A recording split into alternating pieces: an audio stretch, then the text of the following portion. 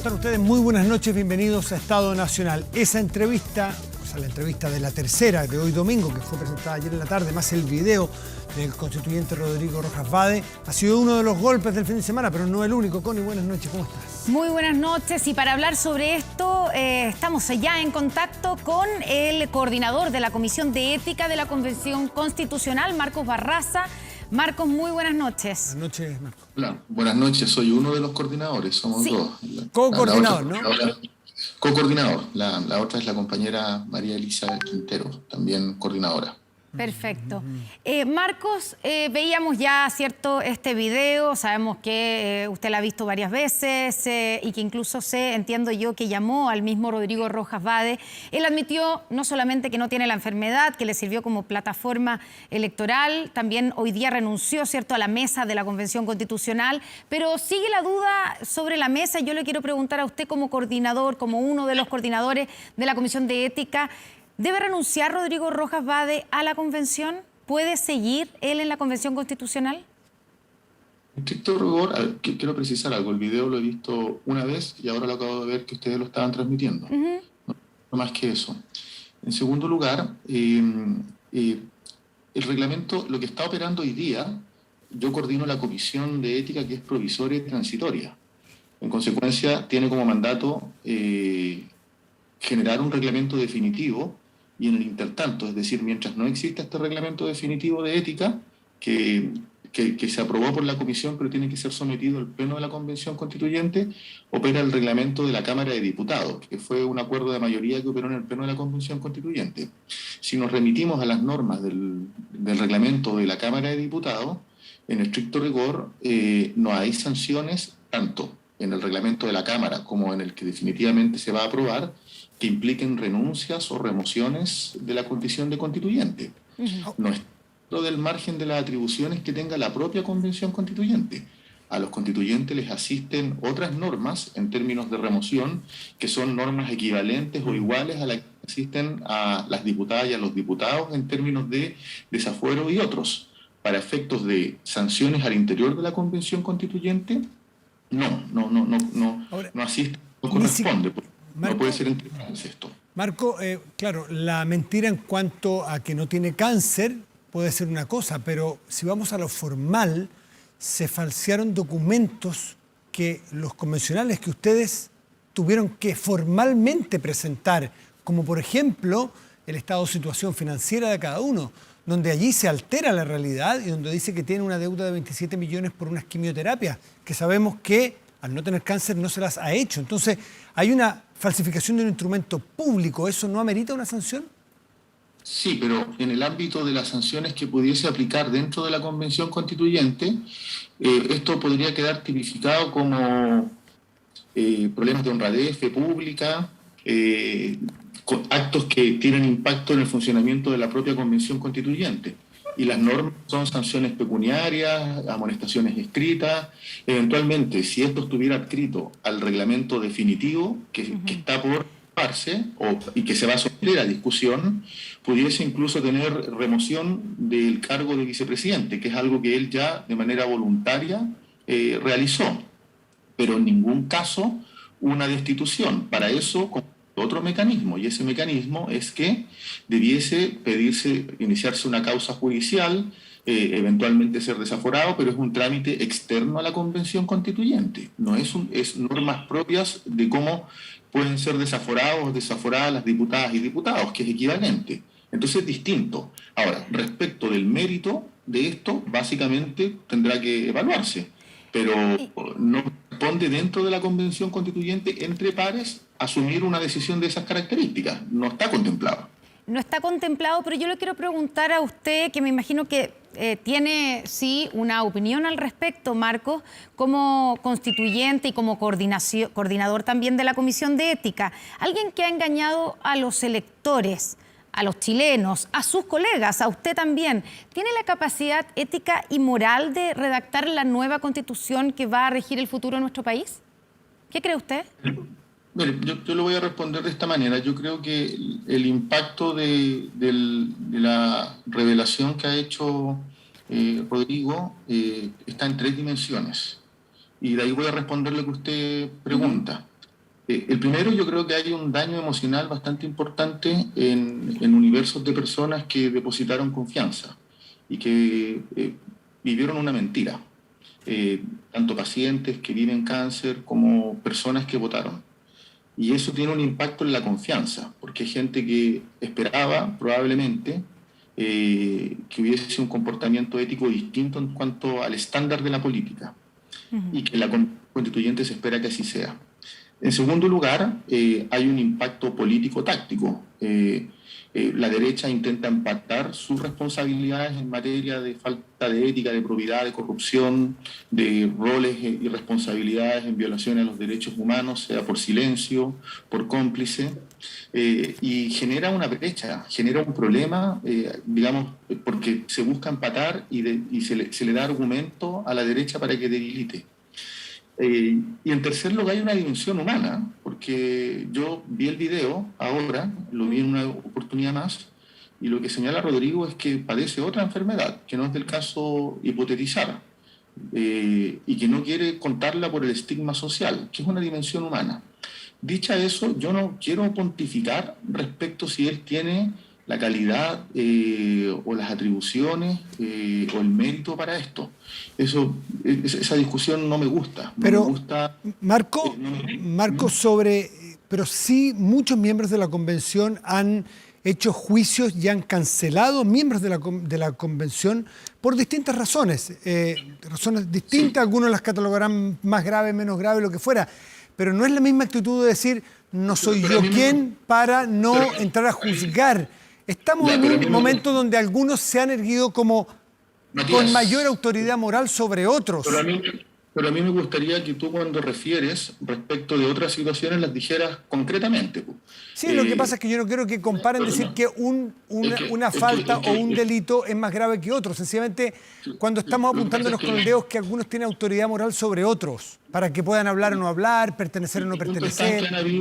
Han habido denuncias por responsabilidades en la dictadura respecto del ex almirante Arancibia, dichos racistas de otras constituyentes, y para que lo digamos concretamente. El punto está en que no quiero empatar. Lo que quiero señalar es que el mérito de la gravedad, lo lamentable de esta situación, tiene que ser evaluada a través de una denuncia si es que alguien va a presentar una denuncia. En el caso de la Comisión de Derechos Humanos se votó que el constituyente Arancibia no participara de las sesiones donde estuvieran víctimas de violación a los derechos humanos. Había una medida concreta que se votó y que finalmente no prosperó porque se buscó un mecanismo intermedio, que las organizaciones de derechos humanos no expusieran cuando él estaba presente. Mi punto está en que yo parto de la premisa de que aquí hay una mentira que es grave, pero no corresponde a la Convención Constituyente determinar la renuncia o la salida de un constituyente. Incluso en el otro caso, las medidas son internas y son de otra naturaleza. Si estuviese el reglamento vigente, el que tenemos que votar, la medida que él no utilizó, que es renunciar a la mesa directiva ampliada, pudiese haber sido una medida que se le aplica como sanción, que es censura. Entonces, o eliminación, la remoción de la palabra por un tiempo determinado, no así el voto, que son medidas ajustadas a las capacidades y a las atribuciones que puede tener la Convención Constituyente, pero no son medidas que se puedan poner más allá de la ley. Eso implica otra definición que es externa a la Convención Constituyente, implica probablemente un desafuero. Marcos, en ese sentido, hoy día, cuando usted dice todavía no está el reglamento, ¿cierto? Sí. ¿Quién decide o quién debiera decidir si es que Rodrigo Rojas Vade debe seguir en la Convención Constitucional? ¿O nadie tiene esa potestad? Porque él mismo ha dicho, se lo digo porque él mismo ha dicho que él siente que no tiene nada más, lo dijo en una entrevista a La Tercera, ¿cierto? Que él siente que no tiene que seguir en la convención. Entonces, ¿quién tendría que pedir su desafuero, como usted dice? O sea, tendría que iniciarse, alguien tendría que hacer una eventual querella en tribunales, que eso implica una investigación y eso connote, si es que ese fuera el camino, desafuero para poder investigar. Pero eso lo puede hacer un constituyente, una persona que no es constituyente, pero no es atribución de la convención remover. ¿Usted ha No hablado sé si me con, explico. usted ha Sí. hablado con Rodrigo Rojas Vade en las últimas horas después de conocer este video? Hablé ayer, sí lo llamé. ¿Y qué se puede conocer de esa? ¿Usted lo llamó en calidad de co-coordinador o como No, persona? lo llamé para saber cómo estaba, porque esto tiene una dimensión humana bien fuerte. Y es pues, una conversación breve para saber cómo estaba. ¿Cómo Nada lo más. vio? ¿Cómo lo vio? No, es que no voy a conversar, no voy a informar respecto de una conversación que tiene una dimensión humana. Marcos, en ese sentido usted decía que, claro, hoy día no hay sanciones, no se pueden establecer alguna sanción, alguna censura, pero en algún momento cuando existe el reglamento, ¿cierto?, se podría en un caso como este aplicar o multas o censura o inhabilidades incluso. ¿Qué cree usted que debiera ocurrir en un caso así si es que ya tuviéramos el reglamento? ¿Qué debiera hacer, por ejemplo, la Comisión de Ética? ¿Qué podría hacer? Es que en mi condición, además de coordinador, yo no puedo establecer un juicio sin conocer, más allá de una entrevista, todos los elementos que existan. No sería responsable que yo dijera, este es el tipo de sanción, corresponde esto. Pero la mentira es mentira, ¿no? Sí, pero si nadie está desconociendo la gravedad del hecho. Yo quiero partir de esa premisa. Así como nadie está desconociendo la gravedad del hecho, hay que ponderar todos los hechos. Y un elemento importante en esto es que sea el órgano disciplinar que se constituya cuando se aplique el reglamento, cuando se vote, el que determine la gravedad y la magnitud de los hechos. No ¿Pero a usted yo. le parece grave lo que sabemos hasta el momento que hizo Rodrigo Rojas Vade? Yo creo que es lamentable, es conmocionante, o sea, porque genera perturbación.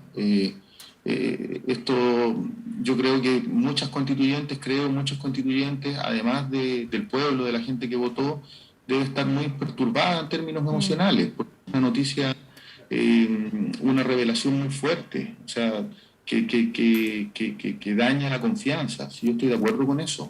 ¿Y cómo? Sí. No lo puedo catalogar de otra manera que no sea como lamentable o grave. Sí. Bueno, Marco Barraza, co-coordinador de la Comisión de Ética de la Comisión Constituyente, muchísimas gracias por estar esta noche con nosotros. Que esté muy bien. Gracias a ustedes. Buenas noches. Gracias, Marcos. Buenas noches. Yo creo que al país y a la familia chilena que muchos dicen hoy día estar defendiendo, esto no les conviene.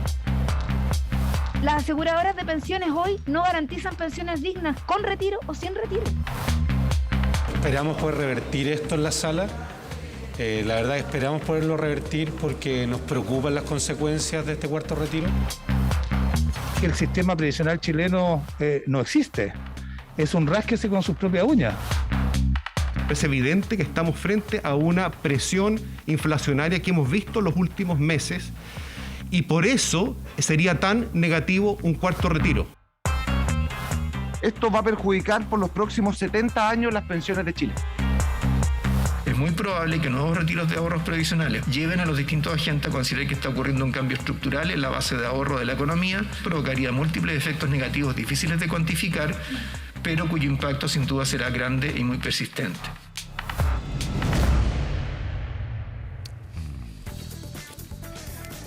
Ya estamos aquí con nuestro siguiente invitado. Nos pusimos mascarilla porque tenemos un invitado presencial, ¿cierto? El presidente de la CPC, Confederación de la Producción y el Comercio, Juan Sutil.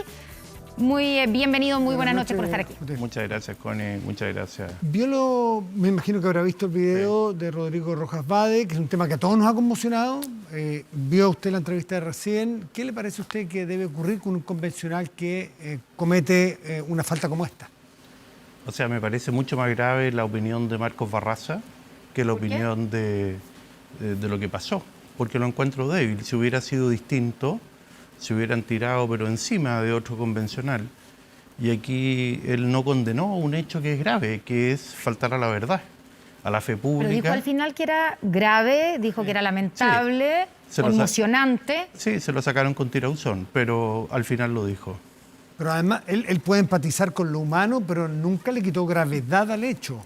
Bueno, uno siempre puede empatizar con las cosas humanas. Me imagino que él en este caso Rojas, en la forma que actuó, tuvo una falta humana, pero eso no evita la gravedad del hecho. ¿Y qué cree usted que debiera pasar con un convencional? Yo creo que él debiera presentar su propia renuncia, retirarse de la Convención Constitucional, porque él no está habilitado, una persona que falta la verdad de esa forma, no está habilitado para ser parte de una labor tan importante como generar una nueva constitución para Chile. Ahora, no está estipulado en las reglas que renuncie un convencional constituyente a no ser que tenga una enfermedad grave, que al parecer este no es el caso. Bueno, él no sabemos la magnitud de su enfermedad. Cuando uno lo ve físicamente pareciera que así es. Respecto, Juan, de lo que dices que si hubiesen sido de otro sector, a lo mejor Barraza se hubiese tirado más firme. Este doble estándar de la política ya nos tiene a todos bastante curados de espanto. Sí. Yo le voy a dar vuelta al argumento, pese a que es distinto. El caso de Raúl Torrealba, que es militante oficialista. Uno no ha visto tampoco gente del oficialismo, pese a que ese caso está recién empezando una investigación. Pero sí hay confesión de personas que participaron, hay autodenuncia de personas que dicen haberle entregado dinero a Raúl Torrealba.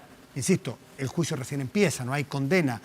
Pero... Es gravísimo. ¿Cómo lo cataloga usted? Gravísimo, gravísimo, y tiene que asumir toda la responsabilidad y todas las consecuencias de eso. Él también falta a la fe pública, también actúa en forma incorrecta, en la forma que se están conociendo los hechos.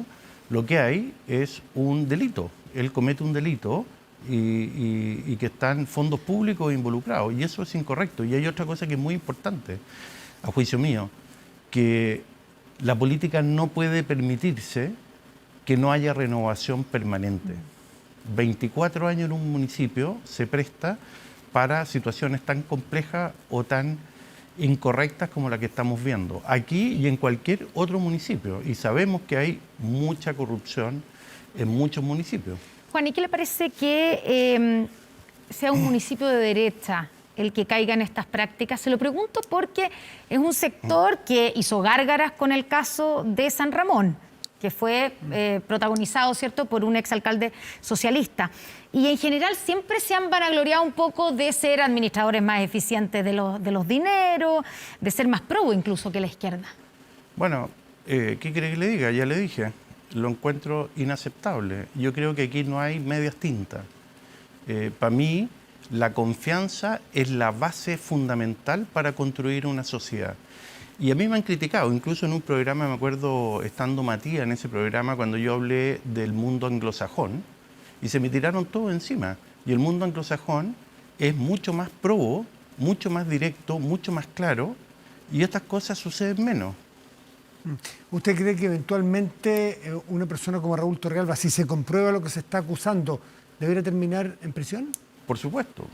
Si hay mal uso de fondos públicos, él o cualquiera debiera estar preso. Y además debiera haber mucho más investigación al respecto, porque hay un montón de otros casos que también se han levantado que han quedado a media agua y que yo creo que es importante seguir profundizando en aquello. ¿Cómo qué casos, por ejemplo? ¿A qué se refiere? Por ejemplo, la investigación de las luminarias de Recoleta. Ahí usted tiene un caso importante. ¿Y el financiamiento ilegal de la política? Bueno, yo creo ¿qué le parece ahí que tenemos una cantidad de casos que se abrieron que terminaron básicamente en dos personas culpables y una presa?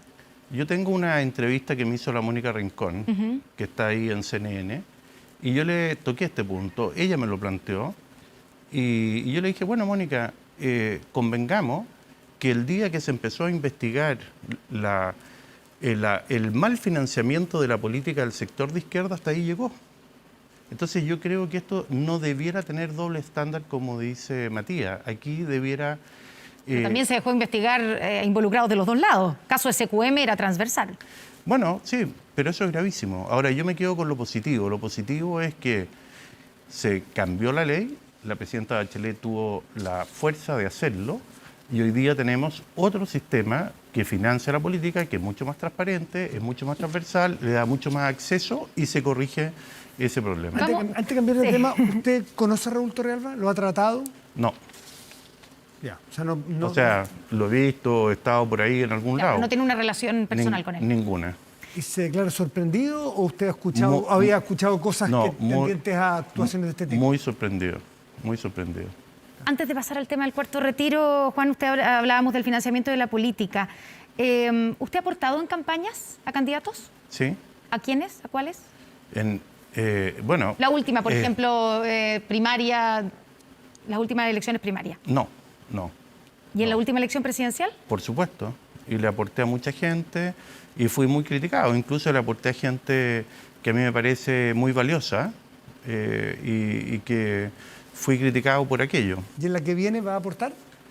Por supuesto que sí. Yo creo que es un deber cívico aportar a la buena política. Yo creo que a Chile le hace falta buena política y lo estamos viendo en la Convención Constitucional, que ahí también hay una falencia de buena política y en el Congreso, específicamente en la Cámara de Diputados, también vemos que hay una falencia de buena política. ¿A quién le va a aportar?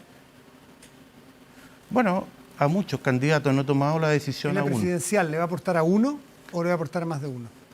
No, yo nunca he juzgado, yo le he aportado a las personas que considero que son correctas, que son necesarias y que pueden ser un aporte al país. Y lo he hecho en el pasado, a gente de centro izquierda, muy pocos, y a gente de centro derecha, a muchos. ¿Y Sebastián Sichel es su candidato? No es mi candidato aún. Probablemente para adelante tendremos que ver todos los programas. Ya, pero usted dijo que está decidido a financiar a algún candidato. ¿No tiene decidido aportar? A aportar. Perdón, financiar es muy distinto. La ley es muy clara, dice, mire, por supuesto. es tanta plata. En la elección anterior decía que uno podía aportar hasta 2.000 UF, yo aporté un poco menos que eso y lo hice a una cantidad importante de candidatos para la Convención Constitucional. Y antes en la diputado y senadores también lo hice y en la presidencial también lo hice. Ya, y yo quiero preguntarle, el aporte... Y lo hago y me siento muy responsable y creo que es muy importante que la gente lo haga. ¿Y el aporte de los empresarios a los candidatos no les quita libertad a los candidatos? Yo pienso que no. Yo pienso que no porque la ley la hicieron en el Congreso 150 diputados y casi 40 senadores, 36 para ser específico.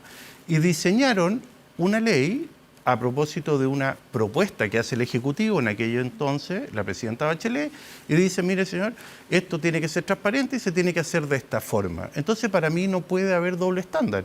Y uno tiene no solo el deber, creo yo, cada cual de acuerdo a sus capacidades, sino que también es importante apoyar la buena política. Juan, ¿y el que sea presidente de un gremio no le hace ruido, no le puede hacer daño al gremio completo al ser usted el representante?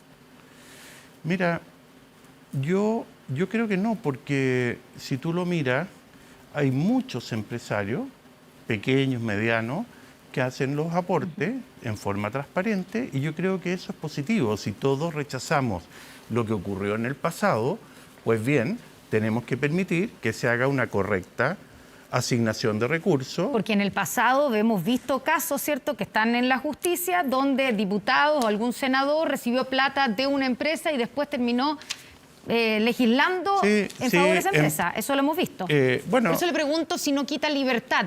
La situación es diferente porque cambió la ley, estamos de acuerdo, pero no hay no hay un condicionamiento, aunque sea tácito, al ponerle plata a un candidato. No, porque es transparente, claro y nítido. Entonces, si un diputado se siente que por haber recibido un aporte de cualquiera, ya sea una persona, una empresa o quien fuera, ese diputado tiene la obligación, de acuerdo a la ley, a inhibirse si hay un conflicto de interés. Es él el que tiene que tomar la decisión, ese diputado o ese senador. Juan, no me quedó claro cuando dijo que no sabe si le va a aportar a Sichel porque no sabe si le va... Sabemos que usted es de derecha, usted se ha abiertamente dicho que ese es su sector. Pero también ha apoyado a candidatos de centro-izquierda. Sí, pero la pregunta es si no se ha definido a cuál de los candidatos de derecha o a qué candidatos. Por ejemplo, ¿usted está en duda entre Kast y Sichel? No, yo no tengo duda respecto a que Kast no es mi candidato. Cuarto retiro, Juan Sutil. ¿Usted cree que de aprobarse el gobierno debiera ir al Tribunal Constitucional nuevamente? Bueno, Yo primero quiero decir que es una muy mala política pública. Yo creo que nosotros nos debiéramos preocupar de mejores cotizaciones, mejores pensiones. Cuando Chile entró a la Organización de Desarrollo y Cooperación Económica, la OCDE, fue bien claro el Banco Mundial, el Fondo Monetario, en indicar que Chile estaba al debe, que nosotros teníamos que hacer una reforma previsional, que teníamos que aumentar las cotizaciones previsionales.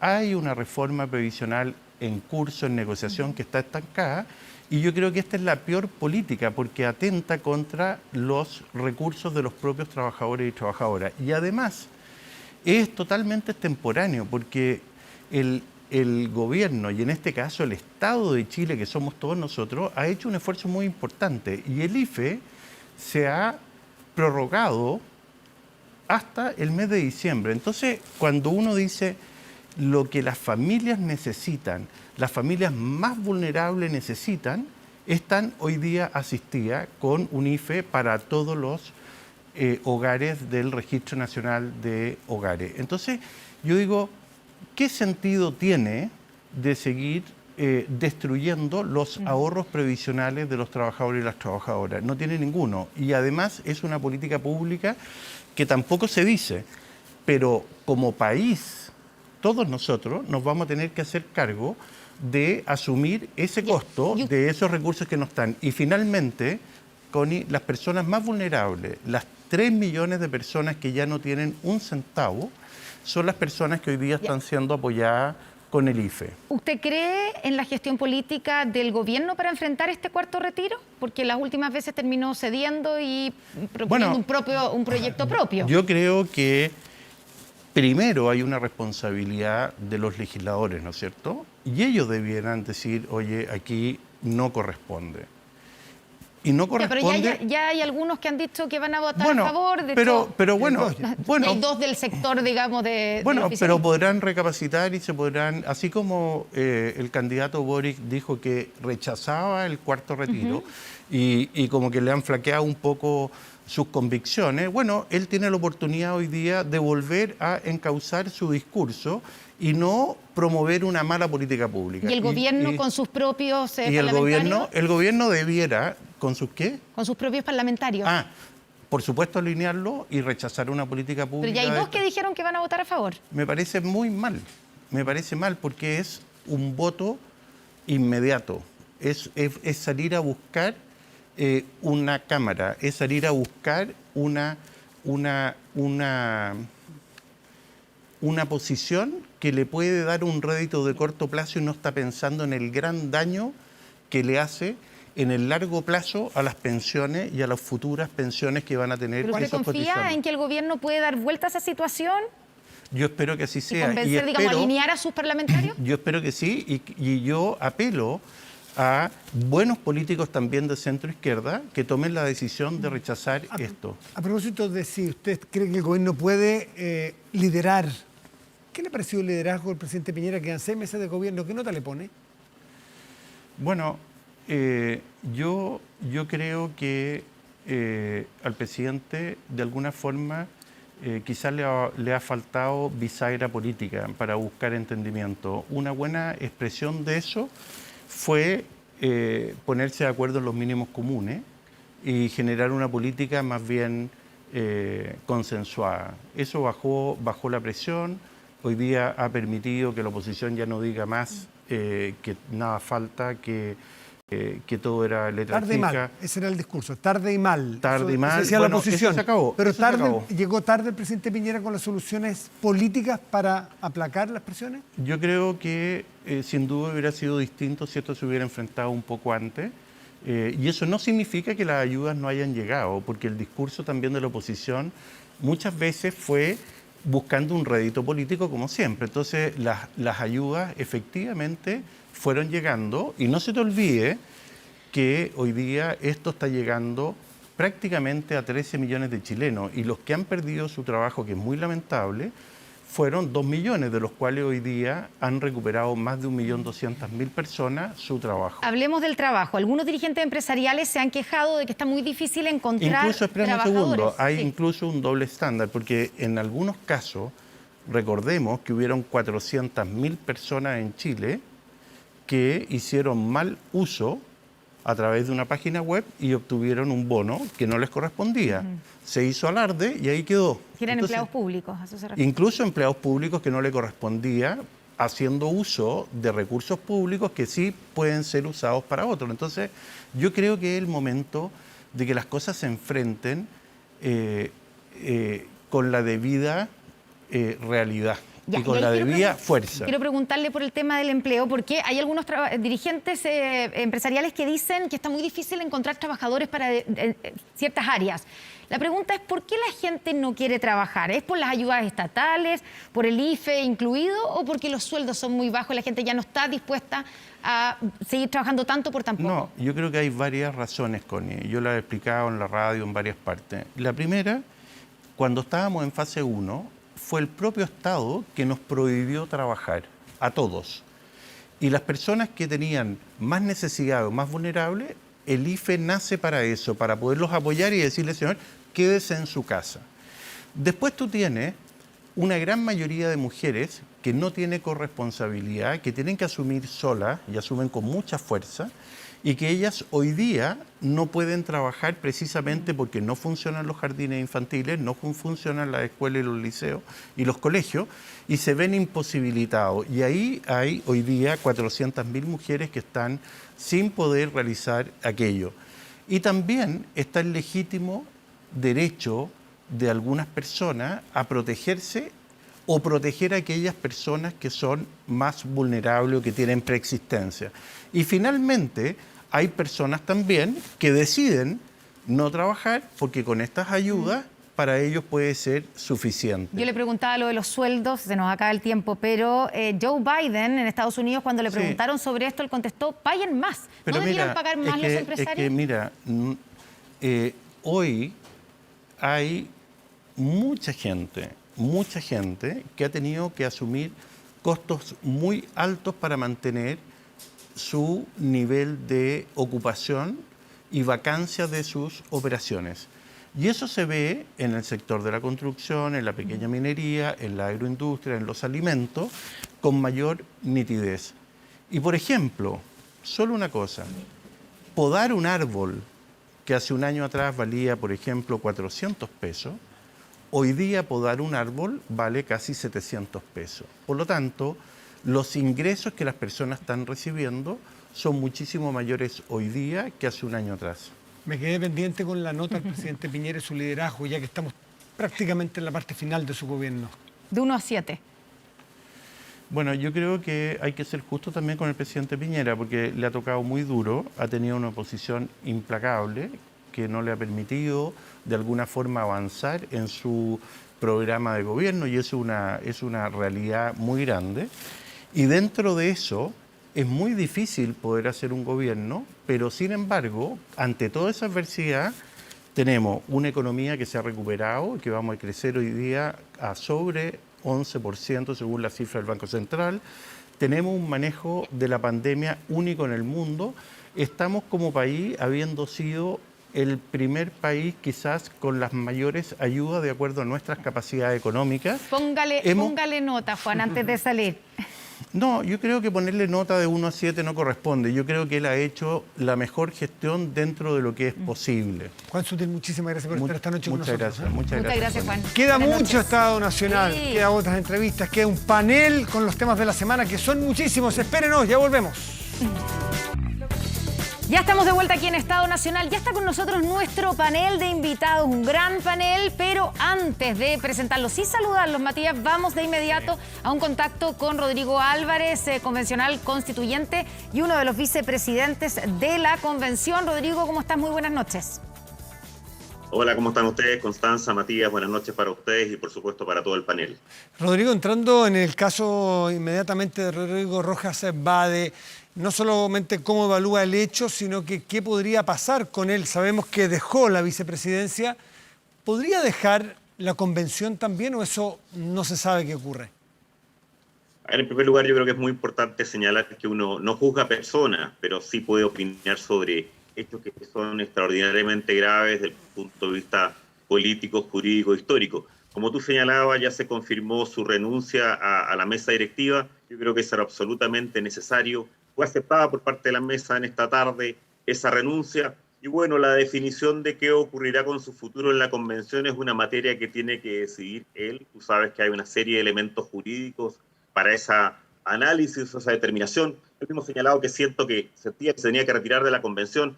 Bueno, eso es parte de un análisis personal que debe hacer él, pero por supuesto estamos ante hechos que son muy graves, jurídica, política, ¿Solo depende de él, históricamente. Rodrigo? ¿Solo depende de él? ¿No hay otra herramienta para eventualmente analizar su suspensión o su retiro de la convención? Por parte de la convención, no, desde el punto de vista de que no existe una sanción establecida en la convención. Como sabes, también estamos recién determinando nuestro futuro reglamento de funcionamiento. Por supuesto, hay variables jurídicas y hay análisis. Incluso hoy día en las redes sociales han surgido una serie de preguntas desde el punto de vista de incluso de otros temas jurídicos, de peticiones de recursos para donaciones, etcétera. Bueno, eso será formar parte de otras instancias o de otras discusiones. Por eso en la declaración de la mesa incluso decíamos que entregaremos todos los antecedentes que nosotros tengamos a las personas y a las autoridades que lo requieran. Pero desde el punto de vista de la convención no existe, es una decisión de él, y de hecho es una decisión incluso que tiene algunas ramificaciones jurídicas, porque acá se nos aplican el mismo estatuto que tienen los diputados y senadores. Rodrigo, Elisa Loncón dijo en esa declaración, ¿cierto?, donde se acepta la renuncia a la vicepresidencia de Rojas Vade, dice que la convención constitucional será justa. ¿Qué significa eso? Lo desconozco porque eso no aparece en la declaración. La declaración lo que decimos dijo después es que en la declaración. Empatizamos profundamente con el dolor que esto le ha causado a todos los chilenos. Por supuesto, reiteramos, y es ya bastante serio que la convención, que la mesa tenga que volver a reiterar su compromiso restricto con la probidad de la transparencia. No sea lo que alude en esa materia la presidenta Loncón. Nosotros, ya lo decía, no somos jueces de personas, nuestro no es nuestro rol. De hecho, hemos discutido a personas que han querido tener esas atribuciones. Nosotros no lo tenemos. No desconozco lo que ella quiso decir. Para mí es un hecho absolutamente complejo, grave, que el primer paso era absolutamente la necesidad de que renunciara a la mesa ante estas circunstancias. ¿Y usted cree que es viable que después de lo que se ha conocido, Rojas Vade siga formando parte de la Convención Constitucional? Recién, aquí hace minutos, ¿cierto?, el presidente de la CPC, Juan Sutil, dijo que estaba inhabilitado para seguir formando parte de la convención. Yo creo que es muy compleja su situación. Existe acá antecedentes que ya son conocidos por absolutamente todos los chilenos a partir de hechos que son falsos, de una mentira.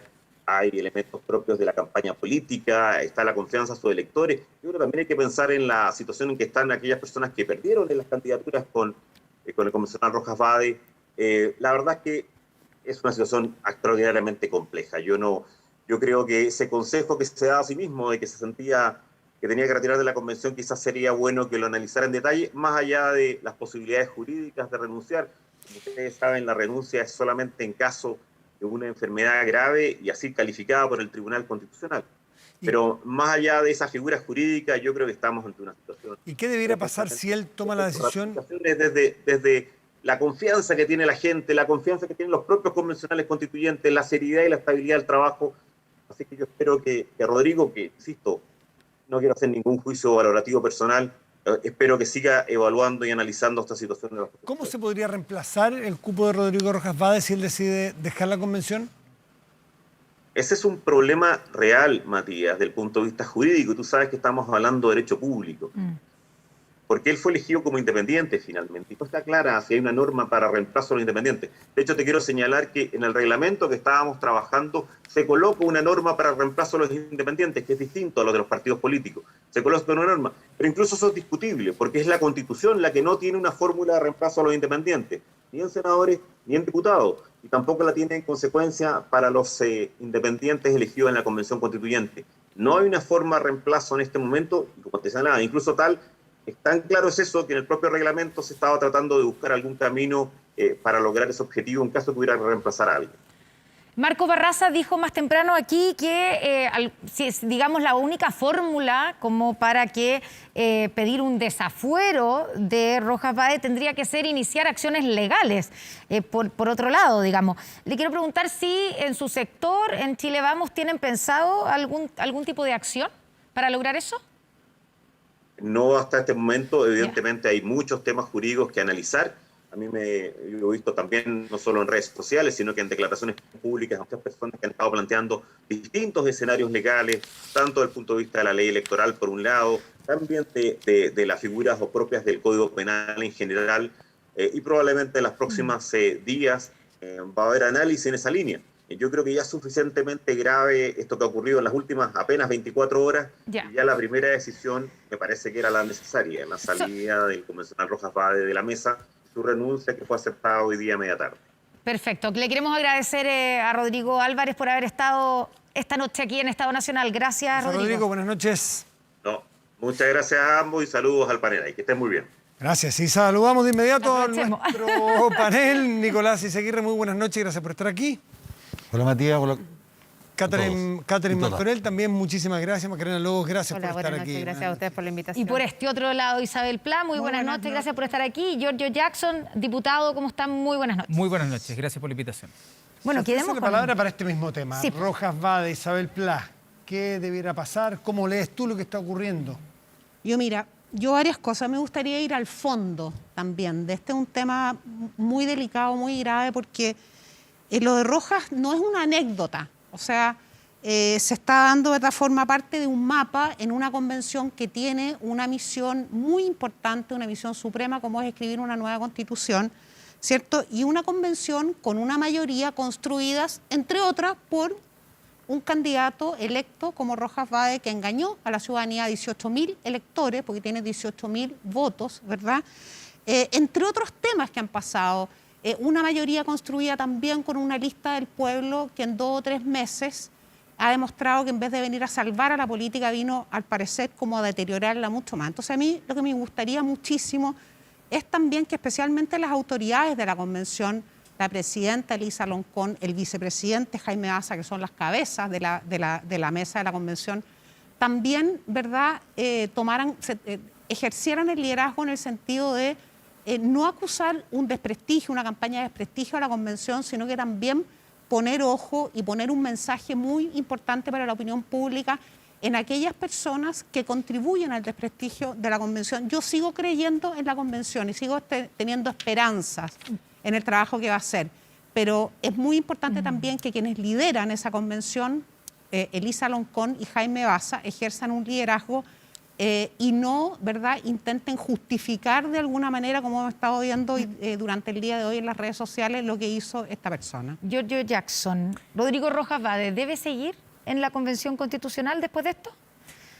A ver, creo que ya ha sido bastante contundente como el tema jurídico, que no existe esta figura, tampoco los parlamentarios podemos, por ejemplo, renunciar, los convencionales tampoco. Entonces, a no ser que tengan una enfermedad grave. Una enfermedad grave incompatible con el cargo, o eventualmente que concurran en algunos de las razones invalidantes del artículo 60 de la Constitución. En este caso yo creo que hay una mentira que duele mucho. ¿Ya? Es una mentira que duele por la historia que se había formado. Es una historia que me imagino que todas y todos, independiente de la posición política, habíamos logrado empatizar con un dolor que viven muchas familias hoy día, y que creo que por lo mismo usar esa historia y ese dolor es una mentira que hace muchísimo daño y orada de manera importante la confianza pública respecto a cualquier persona. Como que uno dice, bueno, ahora, ¿en quién se puede confiar?, ¿no? Y está súper difícil porque, como decían anteriormente, eran procesos que venían impugnando el poder establecido para poder ejercer una diferenciación. Yo ahí empatizo mucho los mensajes que escribía hoy día en redes sociales Natalia Aravena, que fue una candidata también que fue por nuestra lista Pro Dignidad, una víctima de trauma ocular en el contexto de las violaciones a los derechos humanos que ocurrieron en nuestro país hace un par de años. Y ella compitió, ¿no?, y quedó fuera por paridad, o sea, podría haber entrado. Y me imagino también la impotencia que se debe sentir en ese caso, porque la causa es muy justa, la causa de la salud, ¿no?, la causa de los dramas que existen hoy día en salud, y el hecho de que esto haya sido de alguna manera utilizado con mentiras es muy grave. No sabemos la historia completa tampoco para ver cuánto espacio hay de empatía respecto a lo que sucedió, pero hasta ahora lo que queda sobre la mesa es una mentira que es completamente inaceptable o injustificable hasta ahora con los elementos que tenemos. Y yo creo que hay que hacer todos los esfuerzos por cuidar la convención, quienes podamos de alguna forma colaborar para que se cuide la convención de todo tipo de amenaza. Al principio fue la mala instalación de la convención. la mala instalación, la dificultad, ¿no? Yo creo que en ese sentido el gobierno fue súper incompetente, negligente en ese tema, pero hoy día hay otro tipo de problemas que está teniendo la convención y hay que cuidarla de todos los sectores que quieran torpedearla porque la convención nos va a dejar la propuesta de pacto social para los próximos 30 años y yo creo que eso es lo que hay que apoyar con la mayor fuerza Pero posible. en ese sentido, Giorgio, más allá de que no se puede, ¿cierto? No se puede hoy día renunciar o no se puede sacar, digamos, a un convencional constituyente. Pero, ¿cómo queda una persona como Rojas Vade? No solamente después de haber mentido sobre su enfermedad, sino que también incluso en la declaración de patrimonio, que es una declaración jurídica, él declara una deuda, ¿cierto?, de 27 millones de pesos a causa de un tratamiento de quimioterapia que ahora entendemos que no ocurrió. Entonces, él todavía está habilitado como para participar en la redacción de la Constitución que nos va a regir en el futuro. Claro, sorteando los temas jurídicos que ustedes decían, si es que va a haber o no, si es que va a haber o no, por ejemplo, una demanda por una arista penal que lo inhabilite, que también podría ser desaforado eventualmente. Si es que no existe eso, entramos al plano de la ética. Y ahí yo creo que todas las personas podemos tener una opinión distinta. Yo, por ejemplo, no era partidario de que la ley de pesca siguiera siendo ley de pesca desde que se demostró que era corrupta, o que el senador Iván Moreira, desde que se declaró que fue financiado ilegalmente y él aceptó culpabilidad, que siguiera siendo senador de la República. Hoy día está siendo recandidato nuevamente. Pero esas son opiniones que pueda tener yo. No sé si te fijas, no sé si es que eso va a servir. Yo me imagino que para él va a ser muy difícil hoy día poder enarbolar un discurso y tratar de poder tener incluso algo de poder político al destruirse toda su base de apoyo, ¿no? Y por lo tanto no sé si va a poder hacerlo tal como él lo manifestaba en su video. No sé cuál es la solución. Me imagino que esa sensibilidad a la que él intentó representar debiese estar representada y si es que hay que hacer una ley corta para que exista alguna forma de reemplazo. Yo al menos soy totalmente partidario, pero claro, entra al plano de lo ético y para mí muchas de las cosas que han pasado en el pasado y que gente no debería haber tenido el empacho para poder seguir en sus cargos, no debieran haber seguido, pero siguen ahí repostulándose. No, lo que pasa es que solamente quiero decir que a mí me parece que esta cuestión es absolutamente inmoral, gravísima. Engañar a las personas, cuando hoy día además estamos viviendo un conflicto de confianzas. Pero no entendí la respuesta a la pregunta que le hicieron a Giorgio. Finalmente, ¿está éticamente preparado para escribir o no la Constitución? Si esa fue la pregunta. Yo creo que no. ¿Tú? Yo creo que lo va a tener muy difícil para poder tener legitimidad para aquello. Y creo que es gravísima la mentira que hizo. Nicolás. Yo los escucho, ustedes están llenos de certeza. A mí lo que me pasa con esto son dos cosas. Lo primero, digo, ¿qué drama humano tiene que esconderse detrás de esta persona para poder vivir una impostura de esta naturaleza? Y lo que me contesto también es, ¿qué hay en nuestro sistema político en que las personas están dispuestas a mentir de esa forma para llegar a estos cargos? O sea, parece que los cargos son una especie de premio, de una forma de figuración, una forma casi irresistible, ¿cierto?, de tentadora. Cuando yo entiendo estos cargos básicamente como una cuestión de servicio, que más bien debería ser digamos una mochila que una fuente de celebración. Entonces, yo lo he dicho en otra oportunidad, a mí me parece que la forma en que nosotros estamos haciendo de la política un mercado individualista es lo que subyace detrás de esto. La gente debiera votar por ideas, no por personas que hagan, ¿cierto?, un acto performático. Así es por lo demás en Alemania, así es en España, así es en Suiza. Claro, pero tienen otro sistema político. Sistema de listas. Parlamentario, con sistema de listas. Claro, pero es que Acá es súper personalista. Lo que pasa, Connie... Y en la convención ocurrió un poco eso, ¿no? Es que cuando tú estás en la hojarasca diciendo, bueno, esta persona, y tu respuesta es, bueno, ojalá que no hubiese personas así, no vas a llegar a ninguna solución. Hay que pensar qué subyace detrás. El que se produzca la atracción de personas con estas mitomanías para llegar a estos cargos. Y el problema es que los cargos, ¿cierto?, están individualizados como una suerte de premio. Y eso no debiera ser así en la democracia. Macarena, estos grupos emergieron con mucha rapidez, incluso con algún grado de sorpresa, pero justamente porque su oferta era de transparencia, de cambio, criticando a todos los políticos antiguos como todo lo peor, todo lo corrupto, casi con una autoridad moral. Pontificando con una autoridad moral que la verdad que uno lo dejaba revisándose todas las noches cuántas cosas malas ha hecho hoy, digamos. ¿Qué te parece tú? Porque esto no es el único hecho de la lista del pueblo, no es el único. No, a ver, yo creo... Se suman Calao y se suman varias cosas para atrás que son bastante dudosas, ¿no? O sea, como decíamos, el tema de la confianza en las instituciones está muy degradado y hechos como esto no hacen más que profundizar esa degradación. Uno tenía una apuesta, ¿no es cierto?, en la Convención Constitucional. Nos parece que hay que cuidar la Convención, que es un espacio que tenemos que todos apoyar y cuidar, y esa perspectiva, digamos, esto no hace sino sembrar una duda muy importante. Yo condeno, digamos, más allá de los temas personales y todo, que como decía Nicolás, tiene que haber un drama muy profundo para que una persona pueda sostener por tanto tiempo, porque esto no es solo para postular la Convención Constitucional. Lleva un tiempo muy largo, digamos, sosteniendo esta mentira y por tanto tiene que haber un drama humano ahí muy profundo. Pero yo comparto con Nicolás que aquí lo que hay que hacer, y es parte de las reglas que tiene que fijarse, ¿no es cierto?, en la nueva Convención Constitucional, en la nueva Constitución, son cambiar las reglas del juego. Tenemos que definir, ¿no es cierto?, las reglas de los partidos políticos, la regla de sistema electoral, la regla de sistema político para generar incentivos que efectivamente estas personas, digamos, no se transforme, como decía él, en un premio respecto a esto, sino que servir a la ciudadanía con transparencia, con probidad. Y esto es para todos. O sea, en el fondo, la gente que postula independiente o la gente que pertenece a los partidos tiene que garantizar estándares altísimos de transparencia y probidad. Bueno, y hablando de estándares, también pasemos por el caso Vitacura, digamos, que quiero preguntarle a Catherine Martorell, el exalcalde, digamos, ya renunció a la militancia de Renovación Nacional, que es también, ¿cierto?, su partido, pero ¿cuánto puede afectar esto la campaña electoral de Sebastián Sichel y también las elecciones en la zona oriente? O sea, no sé las elecciones en la zona oriente, yo imagino que absolutamente va a afectar, digamos.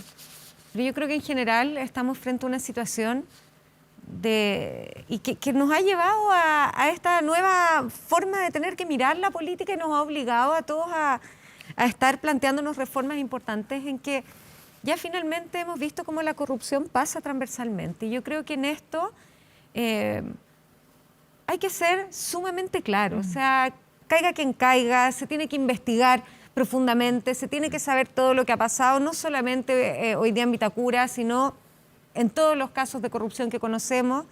Yo tengo un caso muy personal, cuando fui concejal de Quinta Normal, en que había malversación de fondos públicos importantes, más de 2.000 millones de plata que eran destinadas a los niños, porque además a través de las corporaciones municipales se da una situación que es muy compleja, y es que no los regula la ley de compras públicas. Por lo tanto, en el caso mío, cuando fui concejal, habían incluso cotizaciones falsas, o sea, de Lápiz López que no era Lápiz López. Entonces, finalmente creo que esto es bien transversal y yo creo que hoy día en el Chile que estamos viviendo no puede haber tolerancia. Así como la lista del pueblo pontificó sobre esta autoridad moral, en la derecha muchas veces se pontifica con autoridad respecto de la corrupción, que la corrupción está en la izquierda, que en los municipios de izquierda. Yo creo que esto es súper transversal. Bueno, eso. Asume que su sector ha pecado también de arrogancia, que terminó siendo aparentemente de lado y lado, como dice usted. Es que no estoy de acuerdo con eso, porque fíjate que yo creo que el primer caso más bullado, de hecho, de boletas y de pago en campaña fue precisamente con la derecha. Después apareció todo lo demás en la izquierda. No, yo creo que esto es una cuestión súper transversal. Yo creo que aquí todos han tenido una superioridad moral y al final vamos viendo finalmente que algo hay en el sistema político que termina haciendo que estas prácticas se generen. Volviendo un poquito a lo que planteaba Nicolás. Como militante yo creo que de Renovación Nacional, ¿estás sorprendida de lo que se le está acusando y de lo que se ha dicho acerca de Raúl Torrealba? Honestamente, sí. Estoy sorprendida, lo lamento mucho y creo que fue una muy buena decisión de parte suya renunciar al partido. Isabel Pla, ¿cómo podría afectar esto a la candidatura de Sebastián Bueno, mira, Sichel? yo quiero señalar que son hechos bien graves los que se han denunciado. También quiero valorar la manera como la alcaldesa Camila Merino ha enfrentado este tema. Creo que lo ha hecho con mesura, pero con firmeza al mismo tiempo. Probablemente nos va a afectar, siempre estos hechos afectan. Yo, al igual que Katy, no tengo la impresión de que haya superioridad moral aquí ni de un sector ni del otro en el mensaje público. Desde hace ya muchos años que se denuncian situaciones de esta naturaleza. Lo importante es que las instituciones, la Fiscalía en este caso, y me imagino que la Contraloría, hagan su pega, la hagan lo más profundamente posible y lo hagan bien. Y lo que sí yo creo que es importante rescatar es que creo que hoy día cobra más valor que nunca el límite a la reelección, especialmente de los cargos ejecutivos. Yo tengo dudas del límite de la reelección en el Parlamento, pero sí creo que cobra más valor que nunca, ¿verdad?, en los cargos ejecutivos. ¿Conoce a Torrealba usted? Yo conozco mucho a Raúl Torrealba, le tengo especial cariño, todos en el sector nuestro. Yo soy militante de la UDI, pero lo conocemos mucho, lo conocí mucho cuando fui concejal por el mundo municipal, pero una cosa es lo personal y el valor que tiene él, y otra cosa es la denuncia que hemos conocido en los últimos días. ¿Había escuchado denuncias de irregularidades en su gobierno municipal? La verdad es que yo no había escuchado, bueno, siempre hay, pero yo nunca había escuchado, no estoy muy vinculada al mundo municipal tampoco hoy día. Nicolás. Estamos hoy día, parece, muy de acuerdo. Hay un adagio que reza, la ocasión crea el bribón. Se disculpa, pero como yo tengo alguna experiencia en estos temas de gobernanza, así como otrora, el problema de los sobresueldos era un secreto a voces, pero hasta que no estalló, no se atacó. O el problema del financiamiento de las empresas irregular a la política era un secreto a voces, pero hasta que no estalló, no se abordó. El problema de la falta de probidad en los municipios es un secreto a voces hace mucho tiempo. Las corporaciones. Eso no significa que tú vas a eliminar los municipios. Como los problemas de los partidos políticos no significa que vas a eliminar los partidos políticos, porque va a caer en algo todavía peor, y lo hemos visto, ¿cierto?, en el caso de entidades con menor institucionalidad como la Lista del Pueblo. Lo que se trata es de entender que no tenemos que ser ingenuos. Donde hay opacidad, donde hay oscuridad, donde no hay peso y contrapeso, donde no hay adecuada revisión de cuentas, va a terminar algún bribón haciéndose de la bolsa. Entonces aquí tenemos un problema pendiente que lo vamos a tener también con las gobernaciones, ojo, respecto de cómo efectivamente tener un buen diseño institucional arquitectura institucional a prueba de bribones. Ya la Comisión Engel lo planteaba, yo me acuerdo, solamente para terminar, 2015, cuando fui por primera vez a trabajar a Estados Unidos, una cosa que me llamó la atención fue allá por los 90, es que me preguntaban, pero hasta, no sé, el color del pelo. Yo decía, ¿esto gringo? Iban más adelante que nosotros, sí, no más en términos de entender que, Dios mío, mejor transparencia total, ¿no? Bueno. Giorgio Jackson, cuarto retiro de fondos de pensiones. Pensé que íbamos a hablar de eso. Así es. Pensé que todos íbamos a poder opinar de... Bueno, pero ya... ¿Quiere agregar algo, Macarena, sobre el tema? No, porque yo creo que este tema de las municipalidades es muy clave y, como digo, el tema de transparencia y probidad, ya se decía en la Comisión Engel que en el tema municipal hay que poner un zoom, digamos, para poder avanzar, y en eso hay que tener más facultades. La Contraloría solo tiene una división de municipalidades y yo creo que hay que fortalecer la capacidad para poner un zoom en enanita que quiero agregar, porque yo fui concejal también de la comuna de Peñalolén, igual que la Cati y otra comuna. Es importante el rol de los concejales. Yo siento que en los últimos años ese rol se ha ido como poniendo muy plano y no se está ejerciendo. Ese es otro tema, los caudillismos aquí. Lo más importante el alcalde es una especie de rey o alcaldesa y los concejales... Yo fiscalicé al alcalde Orrego, que me tocó ser concejal con su gobierno. Él muchas veces me dijo, qué bueno que haya fiscalización. Bueno, es que en términos de gobernanza, si hablamos de que tenemos un sistema presidencialista en el Ejecutivo versus el Parlamento, la cuestión es mucho más dramática y asimétrica en los municipios. Así es. Mucho más. Y entonces los contrapesos que pueden hacer los concejales a las gestiones municipales son súper bajas. Pero eso hay que mirar. Yo te diría, una de las cosas que nos costó, cuando tú decías abrir estos escándalos, yo me acuerdo, el 2015, que se hizo la tramitación después de los escándalos de Las Plata, en el contexto de la ley que reformaba el sistema binominal, yo recuerdo que ingresamos con Vlado Mirosevic en ese entonces una indicación para terminar con los aportes reservados a las empresas, o sea, los reservados y los de empresas a las campañas políticas. ¿Ustedes no se imaginan? O sea, lo rechazaron obviamente en la Comisión de Constitución, porque lo declararon inconstitucional y qué sé yo. Hubo tanto revuelo mediático en las redes sociales que estaban incipientes, no tan fuertes como ahora, que en la sala tuvieron todos que votar a favor. Entonces, fue una cuestión, o sea, no todos, todos los de, en ese momento, el oficialismo, porque la oposición, que era la Chile Vamos, rechazaron todos. Giorgio, entonces, la cuestión ha costado. A propósito de votos en la Cámara, vienen votos respecto del cuarto retiro. Tu candidato, Gabriel Boric, ha dicho que algo así como que no se puede ser sordo a la evidencia, y la evidencia de los economistas casi completa es que el cuarto retiro sería prácticamente una locura, una irresponsabilidad desde el punto de vista del daño a las personas. ¿Tu voto? Primero hay que ver, o sea, primero está en la Comisión de Constitución, donde nosotros vamos a ingresar indicaciones que pretenden precisamente mitigar algunos de los efectos más nocivos de los retiros, que entendemos que pueden generar un impacto súper negativo. Pero primero hay que preguntarse de dónde vienen los retiros en general. Y los retiros que nosotros siempre, desde el primer retiro y la discusión del primer retiro, dijimos, esto es una mala política pública. En los primeros retiros pueden ir archivos. Es una mala política pública. Nosotros creemos que los retiros debiesen ser de ultimísima ratio para los casos que no están recibiendo ayudas. Pero igual votaron a y por lo favor. tanto, ¿por qué? ¿Pero por qué no por qué Bueno, votamos por a eso, favor? pero hoy día ya no están esos argumentos que estaban antes. Estoy tratando ¿o de sí? explicar el camino, porque no es una respuesta tan sencilla, es un camino complejo. Luego de que no existen ayudas que son universales y por lo tanto mucha gente tiene que llegar a ocupar sus ahorros, quedan con un hoyo financiero, es que el gobierno recién este año, en el mes de, si no me equivoco, junio, que fue el primer mes, empieza el pago de un IFE universal. 14 meses después de que se propusiera y bueno, hartos meses después de que se celebraran no solo los 45.000 pesos que fue inicialmente el bono COVID, sino después los 65.000 pesos tan bullados que se celebraron con... Ya. Con Y ahora, vamos al hoy día, ¿qué es lo que tenemos? Hoy día tenemos que hay un cuarto retiro en el que hay muchas personas que con el hoyo financiero que quedaron nos han dicho, tenemos un hoyo financiero, queremos taparlo. Muchas de esas personas tienen deuda, las AFP rentan un 4, 5, 6% y las deudas se cobran un 15, 16, 17% de tasas de interés, hasta 25 o la tasa máxima convencional. Y lo que nos dicen es, no queremos que eso nos perjudique en términos patrimoniales. Y por lo tanto, ¿qué es lo que decimos nosotros?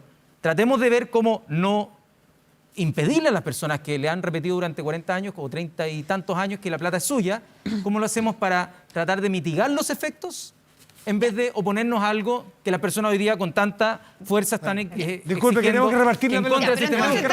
Solo para que quede claro, votará a favor. Si es que logran cambiar, poner esas indicaciones, esa es la idea. votar a favor. La idea es poner esas indicaciones ahora en la Comisión de Constitución, Pero van a votar a aprobarlas favor.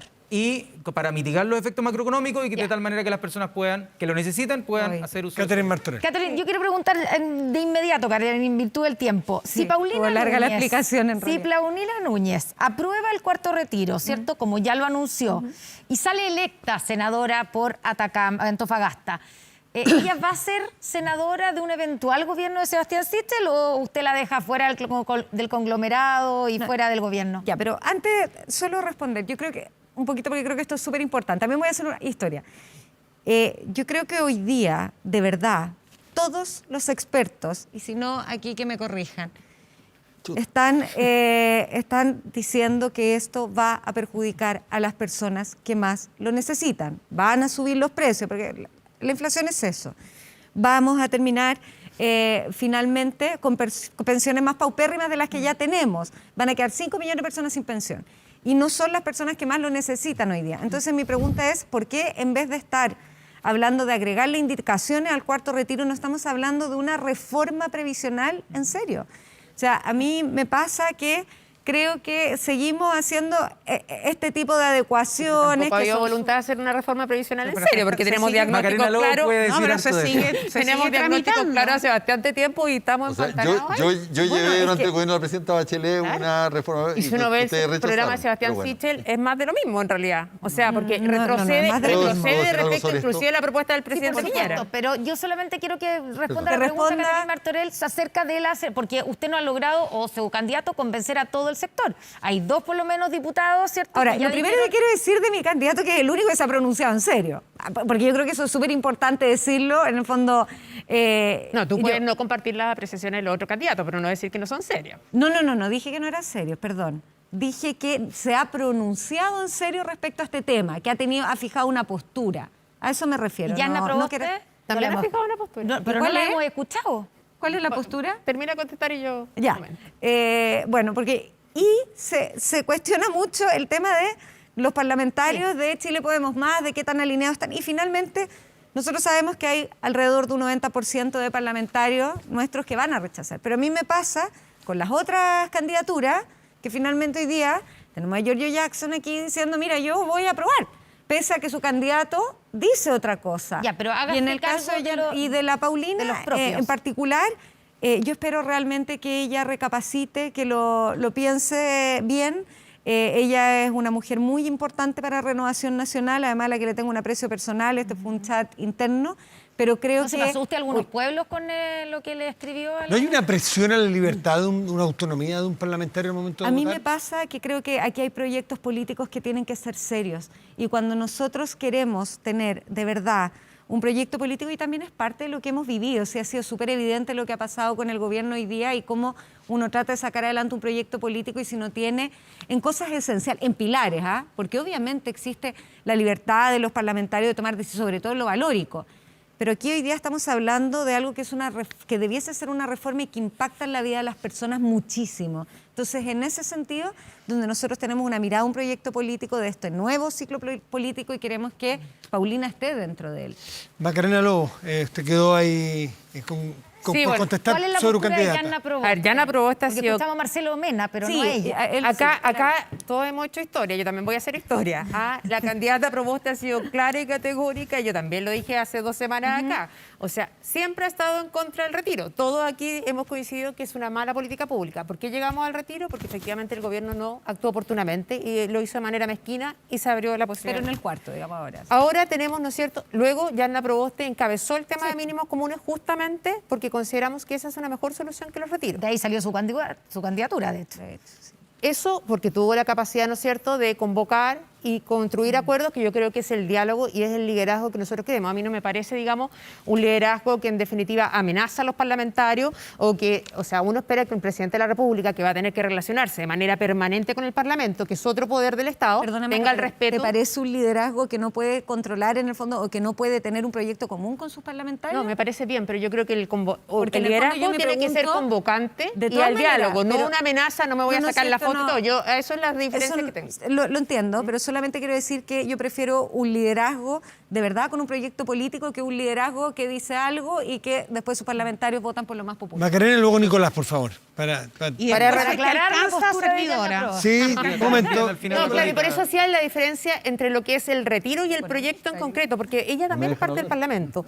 Estamos reconociendo, ¿no es cierto?, acá que cada parlamentario, cada Cámara tiene su propia autonomía, uno no puede imponer, no sabemos qué proyecto va a llegar al Senado, y ella ha planteado además, tiene su opinión formal sobre el retiro, el proyecto veremos qué pasa, a lo mejor ni siquiera pasa Entonces la no sabemos cuál sería el voto hoy día, con el proyecto como está hoy, si la senadora... O sea, no Yanna sabemos ni siquiera si va a llegar al Senado, y por tanto una cosa es su opinión sobre los retiros y otra el proyecto concreto que pueda llegar al Senado. Nicolás Izaguirre quería hablar sobre el tema. Bueno, yo creo que es importante, porque muchas veces cita a los economistas, señalar qué es lo, digamos, que los economistas apoyados en la ciencia económica, podemos decir, versus cuáles son las opiniones políticas, que son distintas.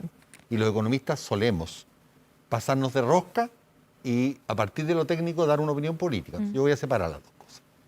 ¿Es o no un hecho que de producirse el cuarto retiro, al igual que la continuación indefinida del IFE universal, va a producir más inflación y más alta tasa de interés? Sí, eso es ciencia económica, obvio. Segundo, ¿es o no un hecho que las pensiones van a ser más bajas en el futuro? Sí, es un hecho. Eso no es materia opinable, es un hecho. Ahora, ¿es o no un hecho que un conjunto de personas que retire el 10% van a quedar con más dinero? Es un hecho. ¿Cómo pondero yo una cosa con la otra? Le corresponde a la política, no a los economistas. Pero no digamos que esto no va a producir ningún efecto sobre la inflación o sobre las tasas de interés, o no digamos que esto no va a producir efectos sobre las futuras pensiones. Ahora, para mí el tema de fondo, lo dije la vez pasada que vine. Fíjate tú que la presidenta del PPD, por ejemplo, dijo que se oponía completamente al cuarto retiro. Y entiendo que la bancada del PPD van a votar todos a favor del cuarto retiro. El candidato Sichel ya lo ha dicho Catherine Martorell mejor que yo. ¿Qué está pasando? Que los que tienen una misión como de más mediano plazo, de Estado, están en una postura y los que están en el Parlamento están en otra postura. ¿Incentivos mal puestos? ¿Por qué estamos con este choque? Y yo quiero que, no ahora porque los voy a latear, yo creo que ese es el problema central, uno de los problemas centrales que tenemos hoy día en Chile. Esto no es un problema de que los parlamentarios sean populistas, es un problema de que no tenemos un régimen concebido para que parlamentarios y ejecutivos miren el mediano plazo. Y ahí nos vamos a tomar con esto o con otras cosas después. Giorgio Jackson, yo sé que querían hablar de este tema, pero quiero pasar a otra cosa. Sí, pero que hay que hablar, son muchos temas y son poco el tiempo, ¿cierto? Van a decir que terminamos del Partido de Chile, dice usted. Hoy día, esta semana en realidad, el mismo Sebastián Sichel sacó a relucir que su candidato, Gabriel Boric, no se ha recibido todavía como abogado. ¿Se puede gobernar, ser presidente de la República sin título universitario? Por supuesto que sí. O sea, me parece que en ese sentido no estoy seguro, pero me imagino que grandes presidentes de la historia que han estado no solo en Latinoamérica, sino en partes del mundo, que vienen o del mundo sindical o del mundo popular y que han podido representar sus anhelos, muchos de ellos quizás no han completado sus estudios. Grandes emprendedores en el mundo, probablemente de las grandes fortunas del mundo, no han terminado sus estudios universitarios y han podido emprender y generar grandes apuestas. Artistas, deportistas que han liderado, no sé, grandes procesos de cambio, tampoco han necesariamente tenido que tener el cartón en sus manos. Y la verdad es que lo que ha tenido Gabriel Boric es un liderazgo que ha venido construyendo desde lo social, siempre pensando en el bien común hacia futuro, y que ha sido respaldado por una de las grandes mayorías parlamentarias en las dos veces que fue electo en su región, la primera mayoría de su región en la primera elección, la primera mayoría o segunda mayoría nacional en la reelección. ¿Qué le parece la verdad que Sebastián Sichel le haya sacado cara a eso? O sea, me parece que él también fue 2 veces a la elección, pero perdió, po. Fue 2 veces a la elección parlamentaria, pero perdió. Y la verdad es que después de perder, se cambió de chaqueta, se cambió de bando y lo contrataron y ha ganado más de 300 millones de pesos durante este año. Entonces, una cosa es la legitimidad con la que alguien con respaldo popular puede tener y otra es la que designan para ejercer cargos en los que tampoco, dudosamente, tenía las cualidades para poder ejercerlo como favores políticos. Lo sacan de un ministerio y lo ponen después en el Banco del Estado. Entonces, hay distintas interpretaciones, pero para mí lo que es claro es que Gabriel Boric viene luchando hace más de 10 años por construir un sistema más justo, Estoy que de es acuerdo. abierto al Viene diálogo. luchando también por la educación gratuita. Yo recuerdo, digamos, Por supuesto, para que todas las personas puedan acceder. Po. Entonces, en ese ¿Es importante entonces que no tenga título? ¿Sabes? Más que eso, yo lo dije hoy día también en otro O sea, hay programa. tantas personas que no han logrado sacar el título. Mi mamá y mi papá no tienen título profesional y sacaron la mugre para que yo lo tuviera. Eso es lo primero que creo. Y es la realidad de la mayoría de los chilenos. Aquí Gabriel Boric marchó por la educación gratuita y por la educación de calidad. Lo hizo, plantearon un tema muy importante en su minuto. Él tuvo la oportunidad de estudiar, tuvo la oportunidad de sacar adelante su carrera y decidió no hacerlo porque le daba lata, lo dijo literalmente en una entrevista en CNN, le daba lata. Ha sido solamente diputado, pero a mí lo que me preocupa no es, ese es su propio liderazgo. Si él no es capaz de sacar adelante su propio proyecto personal de vida, porque cuando uno estudia una carrera, ¿por qué va a sacar adelante? ¿Por qué crees que el proyecto personal de él No es sé, pues yo cuando uno coge una carrera... No, pero es tener un cartón, eso es lo que... ¿Tú crees que, no sé... él completó la carrera. ¿Tú crees que Mark Zuckerberg, su proyecto de vida no se ha finalizado? ¿Tú crees que, no sé... A ver, yo pido la palabra. Estamos pasados, nos están retando. A mí me parece de un mal gusto terrible. Pausa y volvemos. Ya son las 12 de la noche, ya es día lunes, Isabel Pla, y estamos de vuelta y quedó con la palabra Isabel Pla. Aquí se armó toda una discusión acerca de si era importante o no, o si era una discusión, ¿cómo dijo Nicolás Aguirre? No. Era Era para los comerciales, acerca del título o no, de la importancia que no tuviera título, Gabriel Boric. Mira, lo que yo creo que se necesita para ser un buen presidente o una persona que aspira a presidir el país es liderazgo que se construye con experiencia. No digo que la experiencia tenga que ser la de un adulto mayor, ¿verdad? Necesariamente entiendo que la política necesita visión joven, estamos en un nuevo ciclo. Pero estás diciendo que Gabriel Boric no tiene experiencia. Yo siento que no tiene la experiencia, que no tiene el liderazgo en ciertas materias. Y me llama la atención, por ejemplo, Giorgio, que él en la elección, en la campaña para primaria, dijo que no estaba de acuerdo con un cuarto retiro y eso le permitió contrastarse con Jadwe, y después ahora, compitiendo para la primera vuelta, cambia de posición. Yo no sé si eso es que todavía no ha cumplido su ciclo de madurez, porque es una persona joven, yo también he sido inmadura y sigo siéndolo de alguna manera, o no tiene liderazgo o no tiene la experiencia. Pero son cosas que me llaman la atención y por supuesto que uno puede ser presidente de la República sin título, sin experiencia, sin trayectoria, obviamente. Sebastián Sichel al sacar eso... No creo, no conozco toda la discusión, pero creo que son temas importantes de poner sobre la mesa en el sentido de cuando las personas van a elegir, van a votar por un candidato presidencial. Es bueno que estén contrastadas todas las visiones y todas las características de esos quiere contestar. Después voy a contestar, pero... Macarena no Lobos. puedo quedar sin contestar eso. Maya Fernández, sabemos que es socialista, sabemos qué significa dentro del socialismo también, incluso hasta por su familia. Dice que Gabriel Boric ha logrado recoger e interpretar las banderas del socialismo. cómo lo ve desde la candidatura de Yanna Proboste, donde los socialistas perdieron una primaria y tienen que estar detrás de ustedes. O sea, bueno, también está la entrevista, ¿no es cierto?, del presidente del Partido Socialista. Acá hay un compromiso institucional. La mayoría del Partido Socialista está trabajando en la campaña de Yanna Proboste. Hicimos la incorporación de mucha de la gente que trabajó en su programa de gobierno en el programa de gobierno de Pablo Narváez. Se han sumado a trabajar con nosotros. Asume como jefe de campaña un histórico socialista como Goich. Así que esa perspectiva, digamos, nos parece, digamos, nosotros confiamos en que van a cumplir el compromiso. Ya, pero ¿cómo le caen las palabras de Maya Fernández a Yanna Proboste, Macarena? Bueno, aquí hay libertad también, como decíamos antes, uno no está pauteando, ¿no es cierto?, a la gente, y hay gente que tiene libertad, como también a ellos no les debe haber caído bien cuando la mitad del PPD en la primaria, en la consulta ciudadana, decidieron aprobar a Yanna Proboste. Son parte de la libertad de las personas. Pero institucionalmente el partido estamos trabajando muy codo a codo, igual que con la gente del Partido Radical, del Nuevo Pero hay fuga de votos ahí, o posible fuga de votos, ¿o no les preocupa? ¿Puede marcar una tendencia? Mira, nosotros más allá del tema de nosotros aquí estamos buscando un liderazgo transversal que va más allá de los partidos, que tiene que sintonizar con muchos independientes que estamos trabajando y que tiene que sumar a la mayor cantidad de gente Me encantó que dijera independiente y mirar a Pac. Perdón, solo quería hacer mi comentario. Giorgio, ¿quiere contestar a Isabel? Oye, sí, dos cosas. Uno después sobre el tema de Maya Fernández, pero antes sobre la experiencia. Yo creo que en este gobierno, en las dos experiencias que hemos tenido con los gobiernos de Sebastián Piñera, se nos ha tapado con la idea de que los títulos, tanto acá en Chile como en el extranjero, y particularmente de poquitas universidades. No, pero de esa experiencia y la experiencia de gestión en las empresas privadas, etcétera, iba a ser lo que le iba a resolver la vida a los chilenos. Recordemos de alguna manera, pedantería, disculpen que diga el término, de que delincuentes se les acabó la fiesta hace 12 años.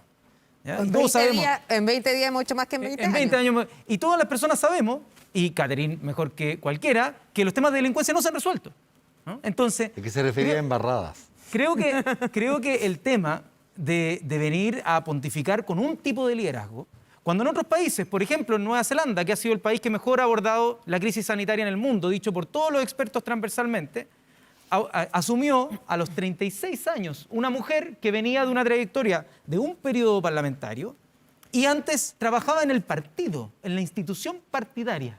Ha quedado demostrado que los liderazgos femeninos son Por lo tanto, que hay de todo tipo de liderazgo. Yo creo que lo que importa es la predisposición. Y la predisposición de Gabriel Boric, y creo que eso ha quedado demostrado de manera transversal también por su rol en el acuerdo y también en distintas discusiones que hemos tenido para adelante, es una persona que dialoga, es una persona que escucha y que, claro, toma en consideración las distintas situaciones y pone su liderazgo al servicio de esa transformación. Giorgio Jackson, me quedo contigo solamente para preguntarte sobre el tema del CERVEL. Hemos sabido que ha habido ¿podríamos dar una opinión por acá o no? Ya vamos ahí, pero me quedo aquí para que conteste algo. Andrés Tagle, presidente del Consejo Directivo del CERVEL, dijo hoy día en la mañana que el Partido Comunista no firmó a los candidatos a senadores de Revolución Democrática en la región metropolitana ex profeso. ¿Es así?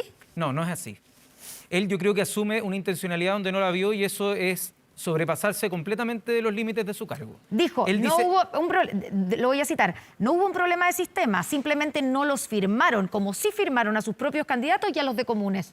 Bueno, ¿Pero pasó eso, que no firmaron para todos los candidatos? Ellos mismos nos avisaron que a las 12 de la noche no habían logrado registrar esas dos firmas y con menos de 24 horas de anticipación, o sea, de posteriores, fueron al CERVEL a explicarle la situación para enmendarla.